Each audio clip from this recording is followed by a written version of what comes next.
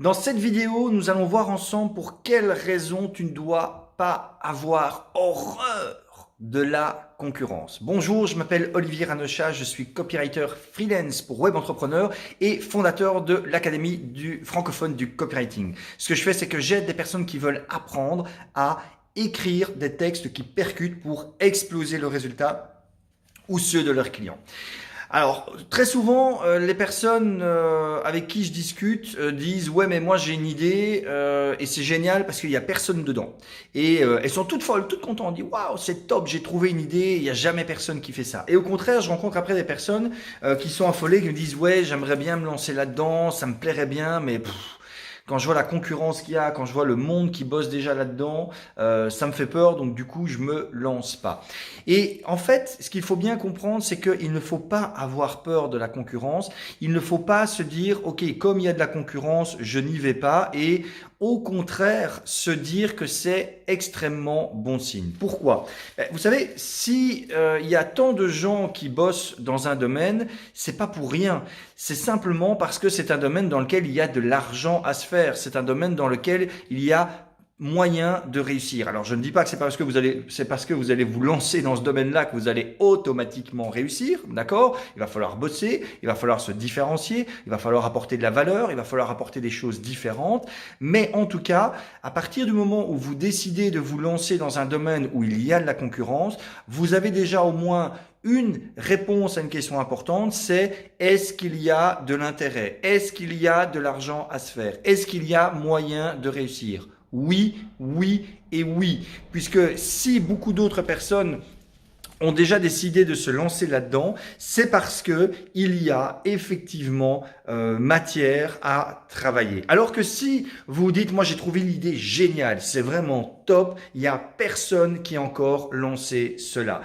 Je vous dis pas, peut-être que vous faites partie de ces génies qui ont une idée lumineuse, brillante, à laquelle personne n'avait jamais pensé jusqu'à présent, et que vous y avez pensé, et que du coup, boum, vous allez faire un carton. Peut-être.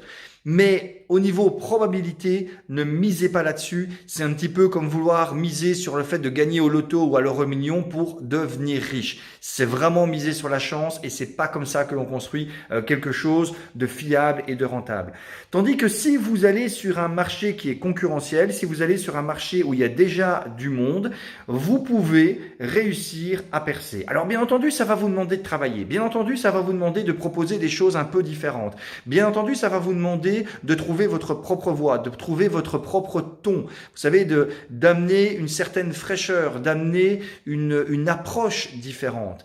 Mais si vous le faites justement de manière intelligente et si vous le faites en étant persuadé que vous pouvez réussir, vous savez en tout cas qu'il y a un marché qui est là et qui est à prendre, un marché que vous pouvez grappiller. Et vous n'avez pas besoin de rallier tout le monde. Vous n'avez pas besoin que tout le monde décide d'abandonner la concurrence pour venir chez vous. Non, vous avez juste besoin de réussir à attirer un petit pourcentage de ce marché pour commencer à gagner votre vie. Eh bien, vous savez, le copywriting, justement, permet d'apprendre à faire cela. Le copywriting, un des éléments du copywriting, c'est justement de trouver sa propre tonalité, c'est de trouver sa propre voix, sa propre manière de s'exprimer, et c'est d'arriver justement à pénétrer un marché existant d'une manière un peu nouvelle, d'une manière différente, de prendre justement ce marché un petit peu par la bande,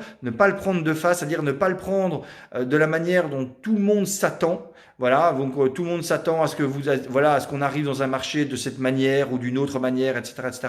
Mais le but du copywriting, un des objectifs du copywriting, c'est justement de comprendre ce que les gens veulent véritablement, quel est leur désir le plus profond. J'en parlais d'ailleurs aussi hier dans une autre vidéo, et d'arriver à venir avec quelque chose de nouveau, quelque chose de frais, quelque chose de différent, mais dans un marché qui existe. C'est indispensable. En tant que copywriter ou futur copywriter, vous n'êtes pas là pour créer un marché, vous êtes là pour pénétrer un marché et pour l'approcher d'une manière nouvelle, fraîche, différente et qui va cartonner. Si justement ça vous intéresse, si vous souhaitez devenir excellent en copywriting, que ce soit pour développer vos produits, vos services, vos offres ou devenir copywriter freelance et donc faire ce job pour quelqu'un d'autre, je vous invite à cliquer sur le lien qui est au-dessus ou en dessous de cette vidéo. En cliquant sur le lien, vous allez pouvoir vous inscrire au prochain webinaire que j'organise mardi soir 20h en direct sur le copywriting, 20h heure de Paris, c'est donc offert et on va voir ensemble justement les 3 aspects importants pour devenir excellent en copywriting. Donc voilà, pensez bien à ça. N'essayez pas d'aller dans un marché qui n'existe pas, de créer un marché ou d'aller là où personne n'a jamais été. Pénétrer un marché existant, mais de manière différente. Cliquez sur le lien pour vous inscrire et d'ici là, je vous souhaite une agréable, exceptionnelle journée. Ciao!